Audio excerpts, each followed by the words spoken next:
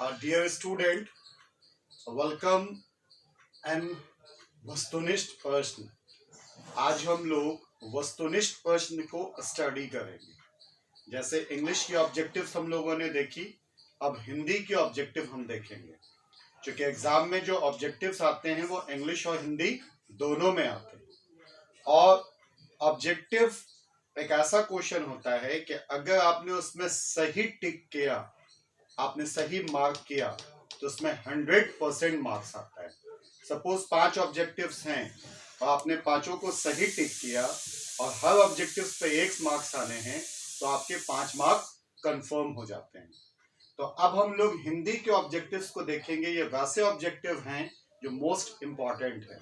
क्योंकि एक चैप्टर में ऑब्जेक्टिव्स तो बहुत सारे होते हैं, बट उसमें से ऑब्जेक्टिव्स को छांट करके इंपॉर्टेंट ऑब्जेक्टिव्स को निकाला गया है, वैसे ऑब्जेक्टिव जिनके एग्जाम में आने के चांसेस ज्यादा होते हैं। आइए देखते हैं बाबू। सबसे पहला है, व्यक्तियों और समूहों के मध्य औपचारिक तौर पर होने वाले संप्रेषण को कहते हैं। जब किसी इंसान या ग्रुप्स के बीच में जब फॉर्मल तरह से कम्युनिकेशन होती है तो उसको क्या बोलते हैं? पहला औपचारिक संप्रेषण। संप्रेषण कहते हैं कम्युनिकेशन को, और औपचारिक हो गया फॉर्मल। तो औपचारिक संप्रेषण, अनौपचारिक संप्रेषण, इनफॉर्मल, ए और बी दोनों, या इनमें से कोई नहीं। इन चार में से जो एक सही है आप उसको सही मार्क कर दें। आइए सेकंड, अंगुलीलता या ग्रेप वाइन। इंग्लिश में बोलते हैं ग्रेप वाइन और हिंदी में बोलते हैं अंगुलीलता। ये कौन सी संप्रेषण होती है? राइट, ये औपचारिक होती है, फॉर्मल होती है, संप्रेषण में बाधा है या कम्युनिकेशन बैरियर्स है, पार्श्वीय संप्रेषण है यानी वेस्टर्न की कम्युनिकेशन है, या फिर अनौपचारिक संप्रेषण यानी इनफॉर्मल कम्युनिकेशन है। इसको मार्क करें बाबू।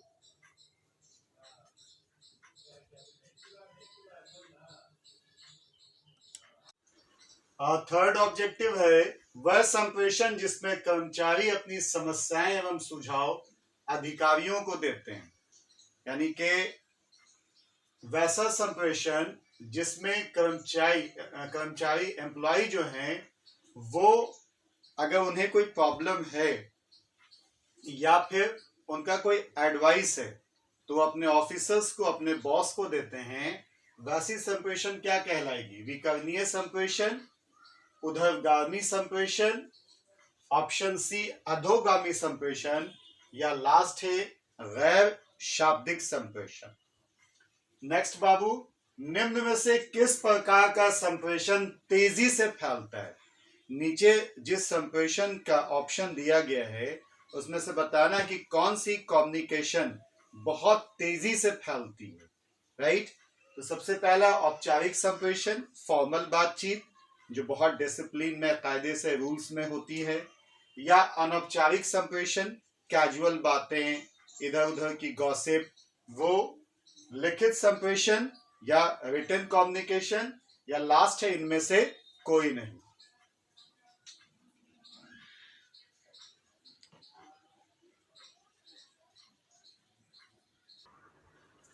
संप्रेषण के प्रकार हैं, यानी कम्युनिकेशन के कौन कौन से पार्ट्स हैं, कितने प्रकार हैं?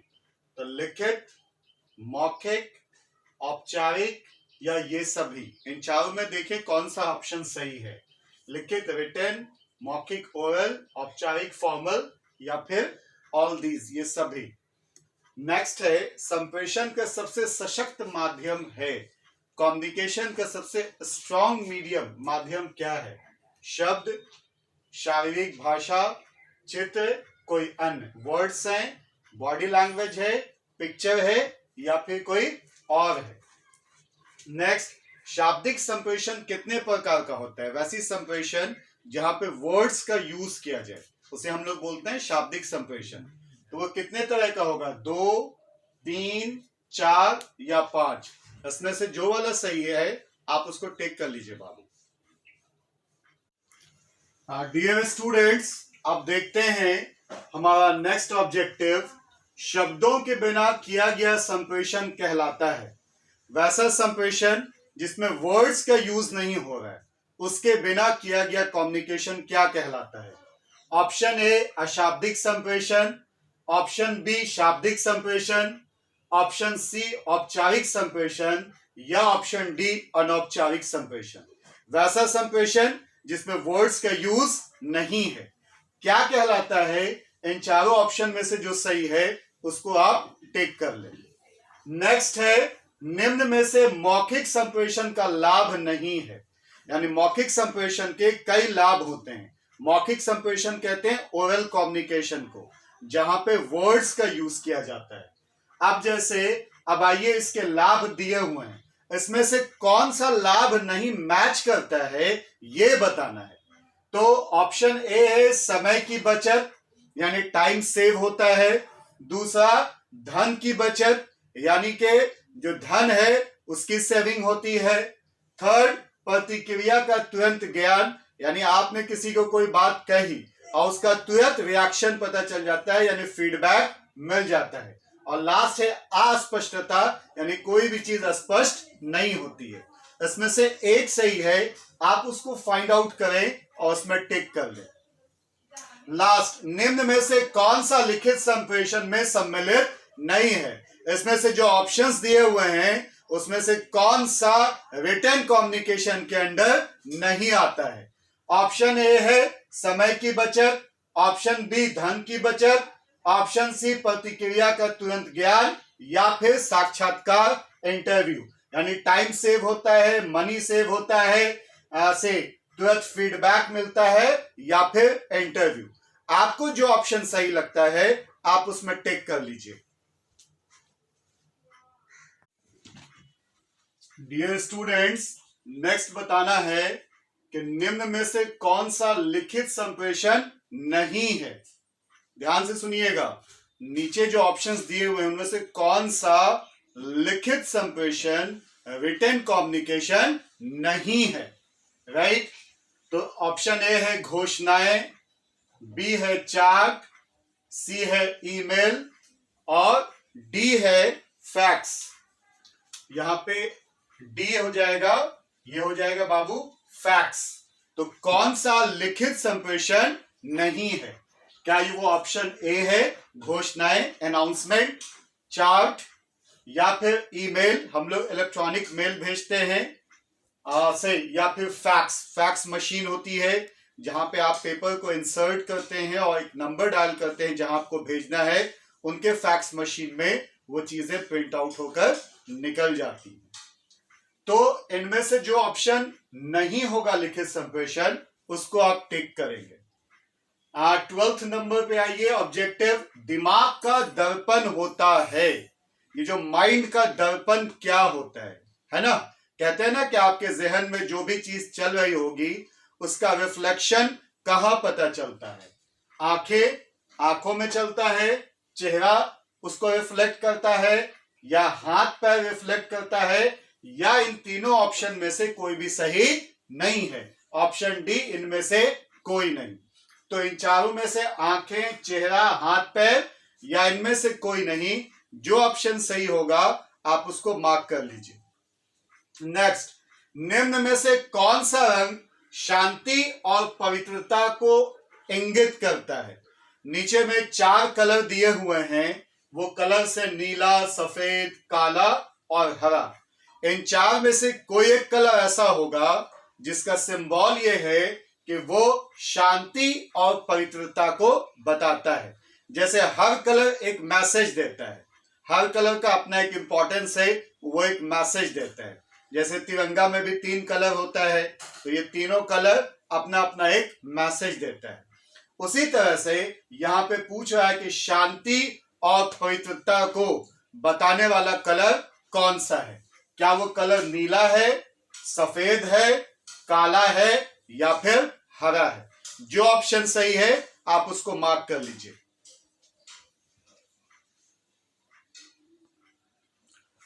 नेक्स्ट है प्रॉक्सिमिक्स का अर्थ है। प्रॉक्सिमिक्स का क्या मीनिंग है? इन चारों ऑप्शन में से कोई एक है, वो आपको बताना है बाबू। पहला है संचार के दौरान रखी जाने वाली दूरी, यानी जब लोग कम्युनिकेशन करते हैं, आपस में बात करते हैं, तो उनके बीच का डिस्टेंस, कि वो कितने डिस्टेंस पे खड़े होकर बात कर रहे हैं।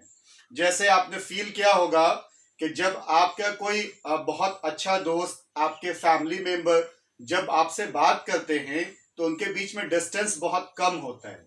जब हम किसी अजनबी से बात करते हैं तो डिस्टेंस और ज्यादा बढ़ जाता है। और जब कोई स्टेज पे खड़ा होकर भाषण दे रहा होता है तो ये डिपेंड करता है कि उस नेता का, उस लीडर का स्टैंडर्ड क्या है। तो जितना बेहतर स्टैंडर्ड होता है, आप देखिएगा कि डिस्टेंस जो लोग सुनने वाले होते हैं, श्रोता होते हैं, उतना ज्यादा होता है। कोई छुटपुटिया नेता है तो माइक लेके खड़ा हो गया, वहीं पे लोग घेर के बैठे हुए हैं, तो डिस्टेंस कम होता है। लेकिन कोई मिनिस्टर अगर भाषण दे रहा होता है तो आपने देखा होगा कि से 13-14 फीट पर एक बांस लगा दिया जाता है, पूरा बांस का रो बना दिया जाता है, उसके बाद से लोग बैठना शुरू करते हैं। ऐसे पता चलता है कि कोई बहुत बड़े लीडर भाषण दे रहे हैं। तो अब ये जो पहला ऑप्शन है ना, उसी को दिखा रहा है कि संचार के दौरान रखी जाने वाली दूरी, कि जब आप कम्युनिकेशन करते हैं तो कितने डिस्टेंस पे आप किससे बात कर रहे हैं। सेकंड है स्पर्श संचार, यानी कि टच करना, है ना। जैसे मान लिया कि कभी कभी आप किसी को ऐसे टच करके बुलाते हैं, वो पलटता है, हाँ क्या बात है, तो आपने जबान से नहीं बोला कि पलटो, बस उसके शोल्डर पर टैप करते हैं। या फिर शाब्दिक संचार, जिसमें वर्ड्स का यूज किया जाता है कम्युनिकेट करने के लिए। जैसे मैं अभी शाब्दिक संचार कर रहा हूं, अपनी बात को समझाने के लिए, ऑब्जेक्टिव को बताने के लिए वर्ड्स का, शब्दों का यूज कर रहा हूं।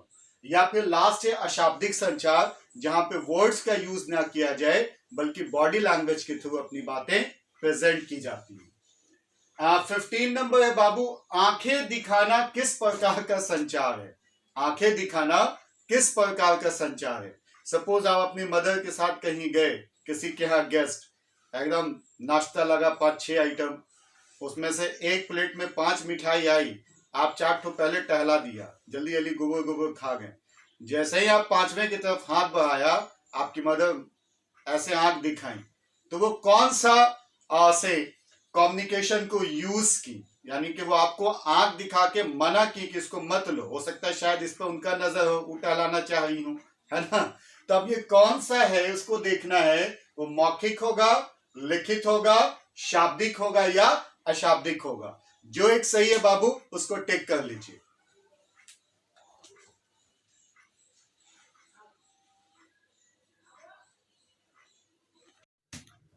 यस डियर स्टूडेंट्स, देखते हैं नेक्स्ट ऑब्जेक्टिव। प्रभावी संप्रेषण के लिए आवश्यक है, यानी कि इफेक्टिव कम्युनिकेशन के लिए क्या जरूरी है, क्या इंपॉर्टेंट है। अगर आप चाहते हैं कि आपकी कम्युनिकेशन बहुत इफेक्टिव हो, लोगों पे आपका एक अच्छा प्रभाव पड़े, आपके बातचीत करने के अंदाज से, आपके बोलने के अंदाज से लोग इम्प्रेस हों, तो उसके लिए आवश्यक क्या है। सबसे पहला स्पष्टता, कि आप बहुत क्लियर बोले अपनी बात को। शिष्टता, मैनर होना चाहिए। निरंतरता, रेगुलर बोले, अटक अटक कर ना बोले, सेंटेंस में ब्रेकेज, पाउज बहुत ज्यादा नहीं आए। या फिर लास्ट ऑप्शन है ये सभी। नेक्स्ट, प्रभावी संप्रेषण में भाषा का उपयोग नहीं होना चाहिए। अगर प्रभावी संप्रेषण में भाषा का उपयोग नहीं होना चाहिए, ठीक है। क्वेश्चन को ध्यान से समझना हमेशा बाबू। एक पूछ सकता है कि प्रभावी संप्रेषण में भाषा का उपयोग होना चाहिए, बट यहां पे जो ऑब्जेक्टिव है ना, वो है प्रभावी संप्रेषण में भाषा का उपयोग नहीं होना चाहिए। पहला अस्पष्ट, दूसरा प्रभावी, तीसरा अस्पष्ट, ये चौथा शालीन। फर्स्ट ऑप्शन है बिल्कुल क्लियर, सेकंड है इफेक्टिव, थर्ड है अस्पष्ट, क्लियर नहीं, या फिर शालीन, बहुत ही जेंटलनेस की तरह से। नेक्स्ट है प्रभावी संप्रेषण में बाधा है, इफेक्टिव कम्युनिकेशन में बैरियर्स हैं। क्या बैरियर है इफेक्टिव कम्युनिकेशन के लिए, तो यहाँ पे 4 ऑप्शन है, आप टिक कर लें कि कौन सा सही ऑप्शन है। पहला है भाषा, लैंग्वेज, दूरी, डिस्टेंस, व्यक्तिगत भिन्नताएं, यानी कि पीपल डिफरेंस, लोगों में पर्सनल डिफरेंस, लोगों अलग अलग तरह के लोग होते हैं, तो उनमें क्या भिन्नताएं हैं, या फिर ये सभी। लास्ट है इस बोर्ड का, सामान्यतः एक व्यक्ति सुनने का कितना प्रतिशत याद रखता है। जनरली जब हम किसी की बात सुनते हैं तो हमें कितना प्रतिशत रिकॉग्नाइज रहता है, याद रहता है। तो पहला ऑप्शन है 10 से 15%, राइट। दूसरा है 15 से 20%, तीसरा है 20 से 25%, या चौथा है 25 से 50%। जब हम किसी की बात को सुनते हैं तो हमें नॉर्मली कितना परसेंट बातें याद रहती है, ठीक है। जैसे आप कभी से अपने साथ दोस्तों के घूमने गए, वो जो 1 घंटा आपने बिताया, उसके बाद जब आप लौट करके आए तो जनरली कितना परसेंट बातें आपको याद रही। तो या फिर आप किसी फंक्शन में गए, किसी से कम्युनिकेशन कर रहे हैं, तो आपको कितना परसेंट आमतौर पे याद रहता है। तो ये 4 ऑप्शन है, 10 से 15, 15 से 20, 20 से 25 या 25 से 50। जो सा सही ऑप्शन है उसको टिक कर लीजिए। ये इस बोर्ड का लास्ट था, इसको नोट कर लीजिए, फिर दूसरे बोर्ड में आते हैं।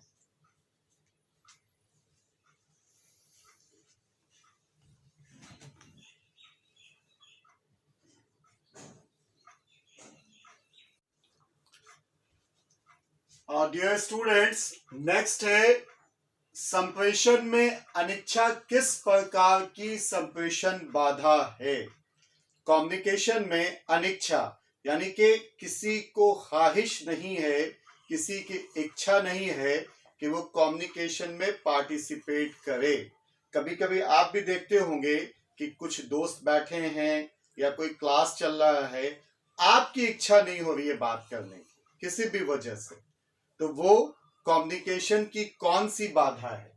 पहला है व्यक्तिगत बाधा, दूसरा है सांस्कृतिक बाधा, थर्ड है सामाजिक बाधा, और फोर्थ है वातावरणीय बाधा। देखो, ऑब्जेक्टिव में एक चीज हमेशा याद रखना कि जैसे कौन बनेगा करोड़पति देखा है तुम लोगों ने, उसमें 4 ऑप्शंस आते हैं। उसमें जो पार्टिसिपेंट होते हैं वो कुछ क्वेश्चन का जवाब, कुछ ऐसे क्वेश्चन होते हैं जो वो साइकोलॉजिकल दे देते हैं, उन्हें आंसर पता नहीं होता है, राइट। तो अब आप भी बहुत गौर से देखोगे ना, तो कई सारे ऑब्जेक्टिव ऐसे होते हैं कि अगर आप अपना थोड़ा सा ब्रेन यूज करो, अपना साइकोलॉजिकल से इफेक्ट उस पर डालो, अपनी साइकोलॉजी यूज करो, तो आप उसका जवाब दे सकते हैं। अब जैसे इसी क्वेश्चन की बात देखो, यहाँ पे लिखा हुआ अनिच्छा यानी ख्वाहिश नहीं है किसी इंसान की कम्युनिकेशन में पार्टिसिपेट करने की, किसी से भी बात करने की, उसकी इच्छा नहीं हो रही है, चाहे वजह जो भी हो, राइट। वो नहीं चाह रहा कम्युनिकेशन करना। तो अब गौर करो कि वो व्यक्तिगत बाधा, किसी इंसान का अपना पर्सनल एक मूड है, वो एक बाधा बन रही है। सांस्कृतिक, क्या वो संस्कृति से जुटी हुई बाधा है। थर्ड है सामाजिक, क्या वो एक सोशल बैरियर्स है। या फिर फोर्थ एक वातावरणीय बाधा, या फिर वातावरणीय इन्वायरमेंटल बैरियर्स है कि बहुत ज्यादा ठंड है, गर्मी है, धूप है, या इस तरह की कोई भी बाधा, वो सब आती है वातावरणीय बाधा में। अब दिमाग लगाओ कि कौन सी बाधा हो सकती है। क्या वो पर्सनल हो सकती है, क्या वो सांस्कृतिक हो सकती है, कल्चरल, क्या वो सोशल हो सकती है, या क्या वो इन्वायरमेंटल हो सकती है। अगर तुम इस पे गौर करोगे ना तो तुम्हें उसका आंसर मिल जाएगा। ऑब्जेक्टिव में ये हमेशा गौर करना कि कुछ ऑब्जेक्टिव्स ऐसे होते हैं कि जिनका आंसर आपको पता है तभी वो बन पाएंगे, लेकिन कुछ ऑब्जेक्टिव्स ऐसे होते हैं कि जहां पे आप अपना माइंड यूज करें, थोड़ा सा दिमाग लगाएं, थोड़ा सा से जहन को यूज करें, तो वो ऑब्जेक्टिव्स बन सकती है। ये वही ऑब्जेक्टिव है। नेक्स्ट आइए, नेक्स्ट क्वेश्चन है श्रवण का अर्थ है। श्रवण का मतलब होता है सुनना, उसका मीनिंग क्या है। अब इसमें भी आप अपना माइंड अप्लाई करो कि क्या आंसर हो सकता है। पहला है कानों से सुनना, राइट। तो आदमी कान ही से न सुनेगा, नाक से थोड़ी सुनेगा, क्लियर।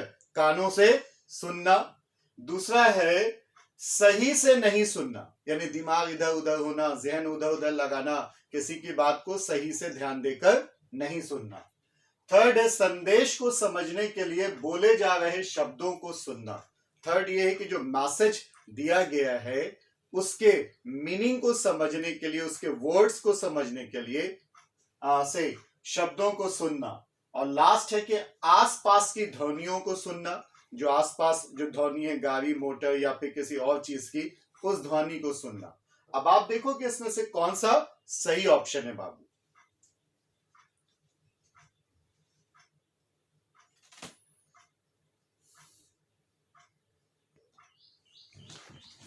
नेक्स्ट देखते हैं बाबू 22nd, संप्रेषण में भाषागत बाधा को दूर करने का उपाय है।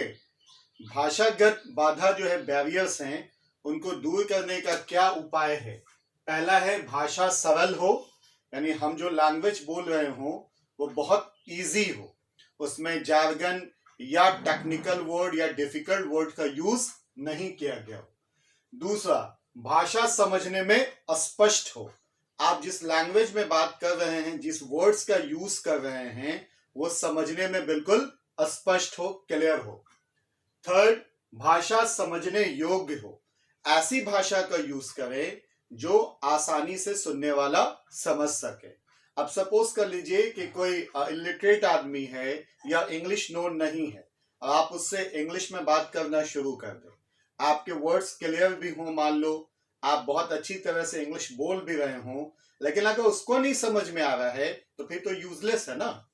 फिर लास्ट है ये सभी ऑप्शन, इसमें से जो आपको सही लगता है उसमें आप टिक कर लें। नेक्स्ट है वार्तालाप के दौरान, यानी बातचीत के दौरान वक्ता को मत बोलने दो। अगर आप किसी से बातचीत कर रहे हैं तो उसमें जो स्पीकर है, जो बोलने वाला है, उसको बोलने मत दो, मुंह बंद कर दो, पहला ऑप्शन। दूसरा, वक्ता को ध्यान से सुनो, जो कुछ भी बोला जा रहा है, जो वक्ता बोल रहा है, उसको बहुत केयरफुली सुनो।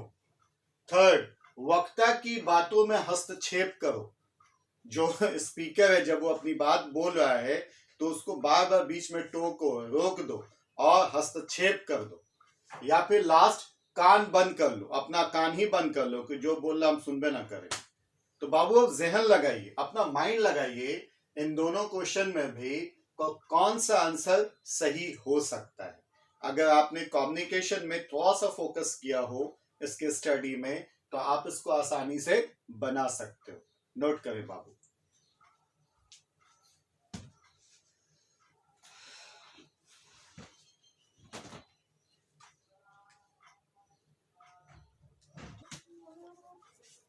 नेक्स्ट ऑब्जेक्टिव है, अगर काम करते वक्त कोई शोर हो रहा है, suppose you are busy in doing any work and there is a noise, अगर काम करते वक्त कोई भी शोर हो रहा है तो हमें क्या करना चाहिए? पहला, उसमें शामिल हो जाना चाहिए, हम भी मिलके शोर करने लगे कि भाई तुम लोग कर रहे हो तो चलो हम भी साथ में तुम्हारे हो लेते हैं। दूसरा, उस पर ध्यान नहीं देना चाहिए, शोर हो रहा तो ठीक है, होता रहे, हम अपने काम में एंगेज रहेंगे। थर्ड है, शोर करने वाले से झगड़ना चाहिए, जो शोर कर रहा है जाके उसको धो देना चाहिए, कॉलर पकड़ना चाहिए, लड़ना चाहिए। या लास्ट ऑप्शन है, कान बंद कर देना चाहिए, या अपना काने बंद कर दें कि हमको शोर सुनाई नहीं दे। इसमें से जो ऑप्शन सही है ना, इसमें आप एक टिक कर लो। लास्ट, अभी 25th आ जाओ। मनुष्य के व्यक्तित्व का दर्पण होता है, एक इंसान की पर्सनालिटी को रिफ्लेक्ट करता है कौन सी चीज? शिष्टाचार, मैनर, चेहरा, फेस, परिधान, ड्रेस, कांच यानी मिरर। एक इंसान की पर्सनालिटी को कौन सी चीज रिफ्लेक्ट करती है, कौन सी चीज बताती है? तो क्या वो शिष्टाचार है, क्या वो चेहरा है, वो परिधान है, या फिर कांच है? आप सही ऑप्शन को टिक करें बाबू।